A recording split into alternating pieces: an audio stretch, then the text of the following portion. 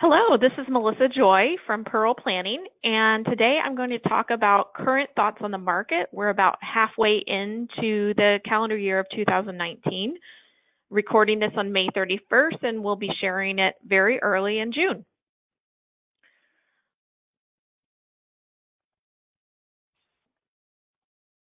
So by way of introduction, I'm Melissa Joy, founder and president of Pearl Planning, and I'm a financial advisor at Raymond James. And our intent with this video is to share with you our thoughts on the market. I think that being able to hear thoughts versus just reading them is sometimes more relevant for you. And I want to be able to distribute this and let you listen during your own time. So we're using a new format. In the past, we've used either blogs or webinars that you had to call in at a certain time. And I'd love to hear your thoughts on this format. Hopefully it's very accessible to you. So I have 5 kind of themes thinking about the market today.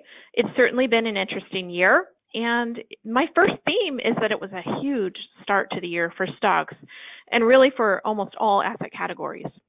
So you can see here, there's a headline from the end of the first quarter. This is from March 29th. And the headline says the S&P notches the best start to the year since 1998. The Dow rose as well, and there was trade optimism. So things have changed a little bit since then, but it was a terrific start to the year. I want investors to keep that in mind because, you know, markets come in fits and starts, and you can't necessarily predict or have a smooth ride. But those who stayed with investing after disappointment in the fourth quarter of 2018 were well rewarded, many of them making up most of the losses from the previous year. Specifically, I took this as a screenshot from mid-May, and when you look at the returns of different types of investments, you can see that oil just surged at the beginning of the year, which has something to do with geopolitical factors, and this is going through mid-May. And then on down the line, small companies did better than larger companies in the U.S., then Europe did better than the rest of the world. International stocks in general lagged the U.S. just a little bit, but almost everything was positive. And on this chart, all of the categories that we chose were positive, including bonds, which were up about 3.5% after a difficult year last year as well. Now, certainly keep in mind that some of the excessively good returns from the beginning of the year turned a little bit foggier, shadier, especially in the month of May. But when we look overall at the economy, it seems to also have a good picture. You can see here some economic numbers that were reported from Raymond James. And in general, the economy there's an estimate that the economy is growing at around 1.9%, almost 2%. Numbers have come in actually a little bit higher than that. If we continue the economic expansion through July, which seasonally has been pretty consistently higher during summer months, then we will have the longest expansion in U.S. history. But this has also been a slow expansion, so it hasn't been super growthy from the start since 2009, something to keep in mind. But we're nearing a record, so that's something that's noteworthy over the summer. And in general, you can see that the economy is coming in with at least not negative numbers similar to investments.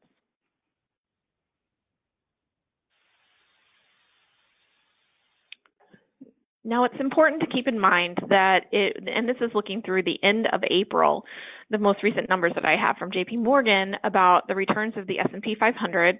And you can see over here on the far right, that black bar is the S&P 500 returns through the end of April, plus 18%. It'll be a little bit lower through the end of May. But then the little red dot is how much the S&P pulled back during the year. Very small amount, 2% pullbacks during that 18% run over just a few months, 4 months to be specific. But there's an important reminder in here because there are dots across the board, and these were how much the market pulled back intra-year, and then also the ultimate results during the years. So we keep this in mind because you can't, like I mentioned, you can't have a smooth ride. You can't pick your moments. It's very difficult or impossible to predict the way the market will behave from month to month. And so we would not be surprised, just like we've had downside in the month of May, that during periods of time of the year, you will have down periods even when returns are up. And as you can see, this goes back to 1980, and many years had significant declines, but still put in positive numbers for stocks as measured by the S&P 500. Of course, past performance doesn't predict future returns, but this is very illustrative of what you can expect as a stock investor. So theme number 2 has been what I would call the headline of more recent days, and tariffs are certainly on the mind. Tariffs have been, the main headline about tariffs is about China, the trade talks with China falling apart, and thus increasing rhetoric and implementation of tariffs between the U.S. and China. It would seem that this might be a partisan issue. Certainly President Trump has been at the forefront of communicating the U.S. stance on tariffs, but it is a more complex issue between the U.S. and China. There has been a consistent theme with China of lack of protection of intellectual property of the U.S., but certainly this can show you a measurement of the pain of tariffs, which have been hurtful to especially emerging markets as well as China. So on the left, you can see the impact as of May 16th again of tariffs on the returns, and here's the S&P, places that were doing better or places that haven't been impacted by the tariff discussion. And then additionally, this has impacted bond markets as well. So here's a look at Treasury yields as the tariff talks started and then fell apart. And then also a look, there seems to be a consistent story that some of the stock market troubles during the most recent weeks are correlated to the tension over tariffs. Now, I'm mainly talking today about tariffs with China. Of course, in the headlines today on May 31st, there were announcements of tariffs potentially going to Mexican products as well. So recognize that there's a unique story for each potential trade partner that is having deteriorating relations. And we're certainly keeping our eye on the impact of tariffs, although thus far that has not impacted the economy overall in terms of at least its bottom line returns still being able to be positive. A third theme that we're thinking about, bonds perhaps being at an inflection point. The Federal Reserve has left rates unchanged at their most recent meeting. And it's interesting because there was a consensus last year that interest rates were on the rise, and certainly that resulted in negative performance in bond markets in general, as rates did indeed rise. But now there are camps that believe that rates will be declining at the next meeting. There are camps that believe rates will remain unchanged, and some people think that they may rise. So there's less consensus. And what we also know is that at least in recent presidential elections or election years, the Federal Reserve was less likely to make changes in rates during those times because it was seen potentially as interference. So we'll keep our eye on, especially on the decisions in the fall for the Federal Reserve as we go into a year that may have less intervention from the Fed in bond markets. The big kind of conversation at the beginning of the year, which I may be focused on less with my clients than some other investment watchers, was the yield curve inversion. So shorter term bond yields were very nearly the same or higher than 10-year and 30-year Treasury yields earlier in the year. And this has been a consistent indicator or precursor to recessions in the past. But what I wanted to talk about today is first, we're at very historically low bond yields. So we haven't seen those types of inversions when yields were this low. So that's something that's new and different. But also a theme that if you just chose to quit investing in stocks when you saw the potential for a recession, you might be early or never So on average, it's about a year and a half between a date of an inversion in bond yields and the start of a recession. And so that is something that's very important to know. It's not an immediate event. It takes quite a while. A year and a half in investing terms is a very long time with a very short-term thinking world when it comes to investments, unfortunately. So that's what this chart illustrates. From the point in time that there's an inversion, there's another year and a half. And in fact, the stock market peaks, about halfway through that year and a half. And that's on average, and every market's different. So then additionally, this is a look at the average return leading up to a market peak and the average return after.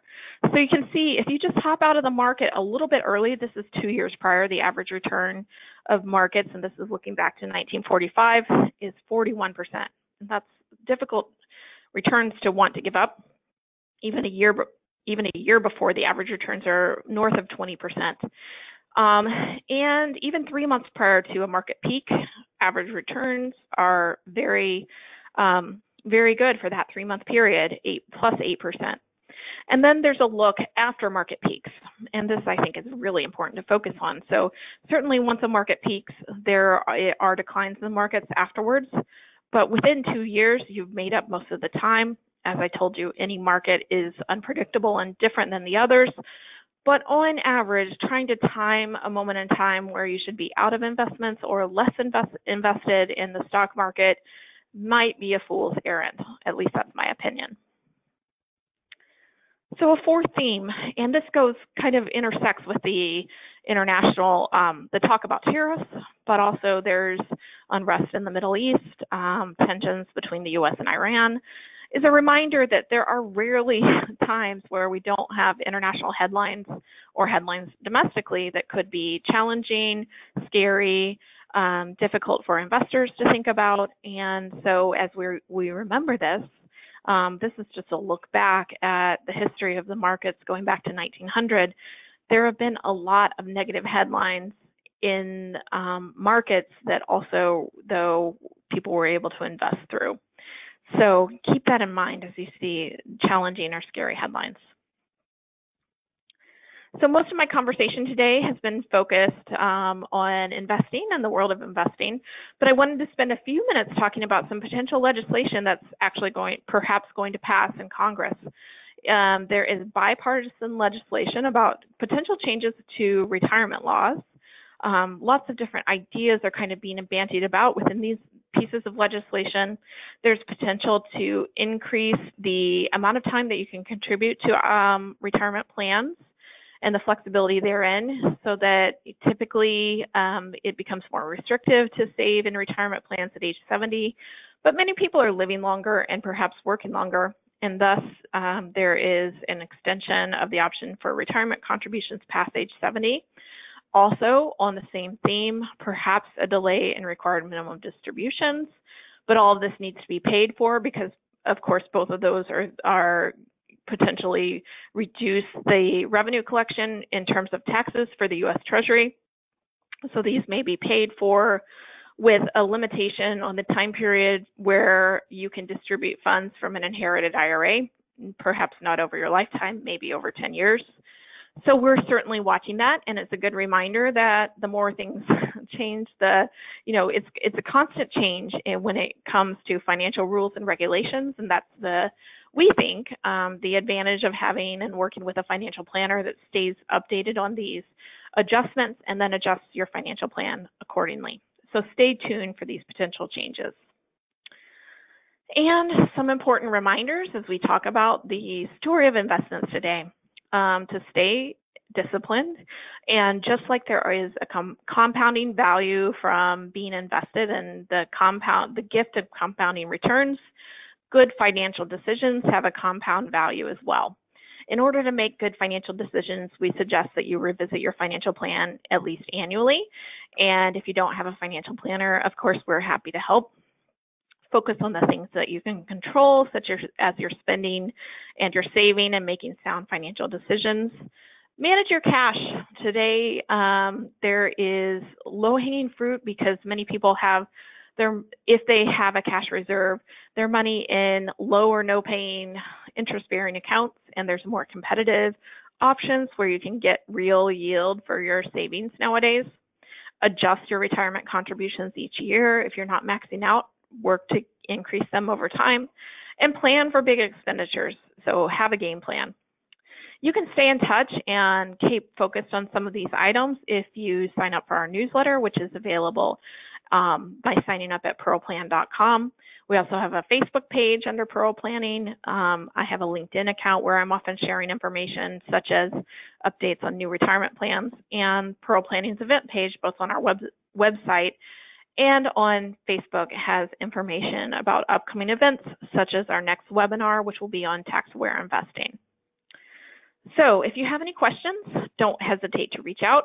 Again, I'm Melissa Joy, and here is contact information. You're welcome to call our office or email me if you have follow-up questions from this presentation.